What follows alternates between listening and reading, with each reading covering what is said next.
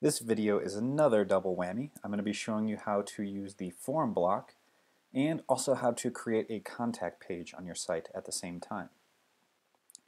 So first, just a little refresher, I'm going to come over here and I'm going to add a contact button to the website. So I'm going to hit this little plus icon and add a new page. Come down here and type in contact. And while we're at this, I'm going to get rid of this folder because it's not really what I want. And clean this up a little bit so it starts to look a little bit more like an actual website. So I don't want this Google link or this About Us folder, so I'm just going to delete this right here by hitting that trash can. And now we have this welcome, about, and contact. So here on the contact page, again, you're going to notice that it has this gray background. That's because we don't have a thumbnail uploaded on the page. And it also has this sidebar, which we don't want on the page either. So what we're going to do is, again, click on the page settings. We can do that right here, or by clicking the gear over here next to the contact page. We're going to change the page layout from one sidebar to full width. And then I'm going to come down here and I'm going to upload a thumbnail image. And we're going to use this really cool one here of the truck. And we'll give that a second to upload. And everything else on this page looks good. So bear with me 1 second while this uploads. Also, good internet is very helpful with Squarespace. I have kind of slow internet here, and it does kind of impede the process a bit, but the better internet connection you have, the faster Squarespace will respond. Alright, so there we go. We now have our truck uploaded for a thumbnail image, and when we hit save, we will see that that has just been updated here. But now we want to actually have a little contact page. So we're going to go down to page content and hit edit. I'm going to type contact and I'll highlight that and make it a header 1 so that way it's nice and big and pretty. And then under contact, what I want to do is create a little form, a way for people to contact me. So I'm going to click this little button down here. I'm going to add a form block. And you're going to see it gives you a pretty decent starting point right here when you're kind of working with your form. And for some reason or another, this is grayed out for me. And I could delete this and go back and re-record it, but honestly, Squarespace, it'll glitch a little bit like this sometimes, and sometimes it's their fault or sometimes it's your internet connection. So I'm going to hit escape. And that form goes away. If you ever have a hover window and you hit escape, it basically will X that out. But the form block is still here. So I'm going to double click it to edit it. And I am having an issue here and I don't know why.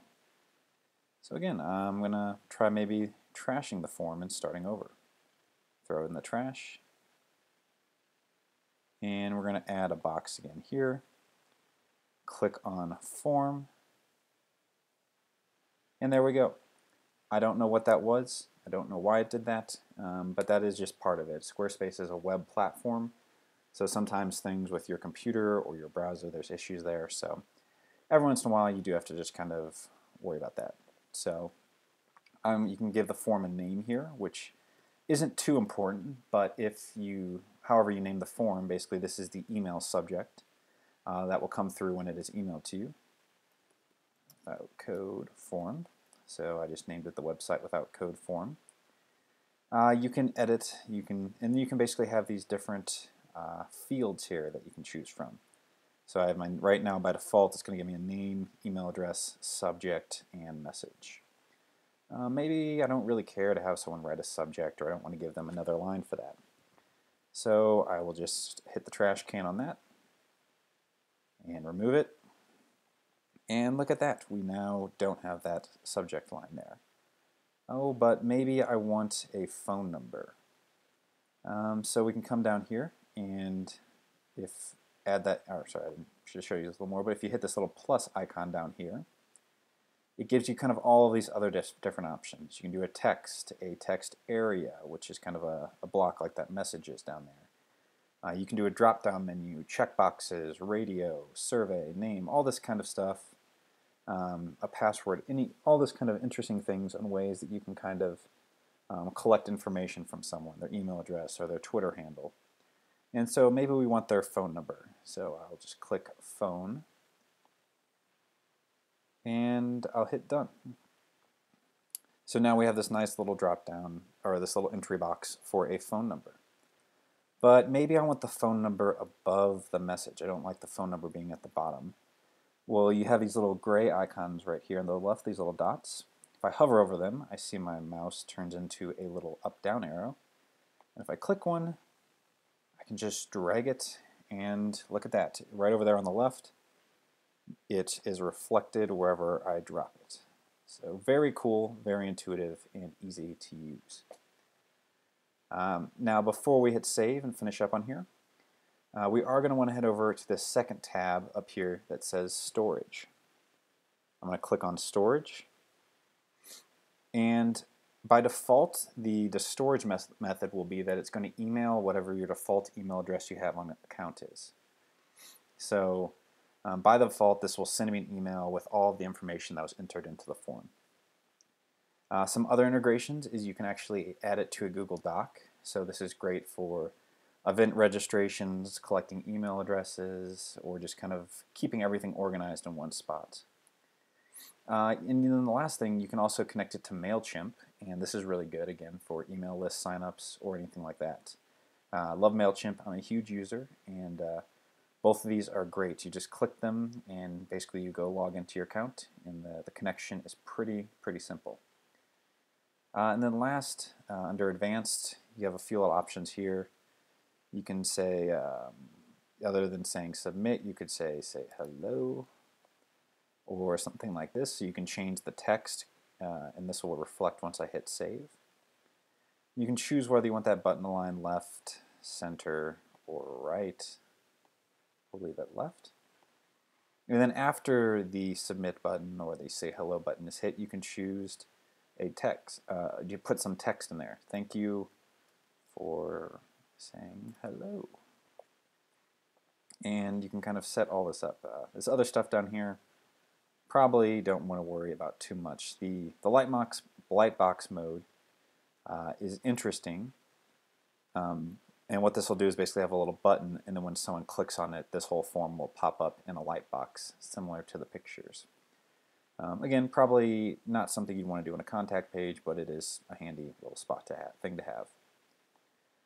And that's all I'm really going to cover on this. The other stuff you probably won't need to worry about too much.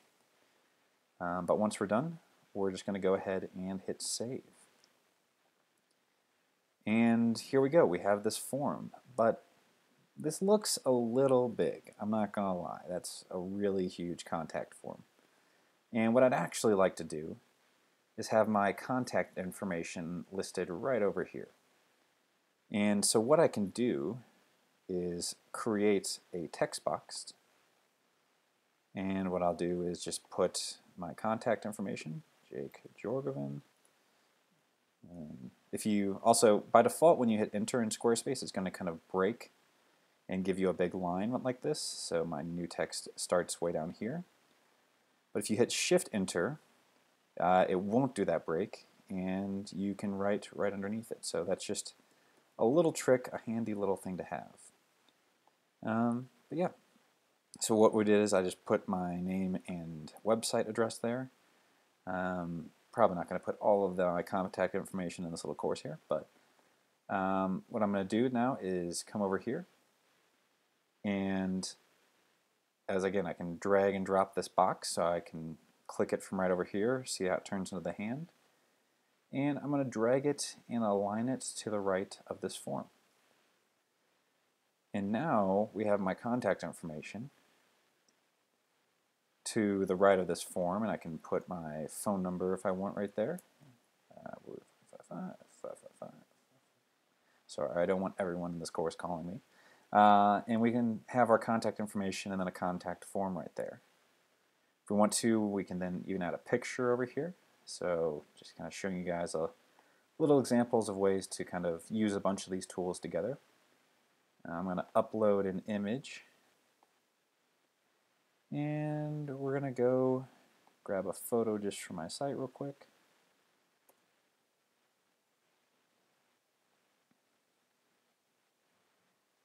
And we'll hit save. And the photo's a little big, but it works. And now we have this cool contact page where we have my photo, the form right here, and then my contact information listed below. We hit save, and voila, we have just created a nifty little contact page here on our website.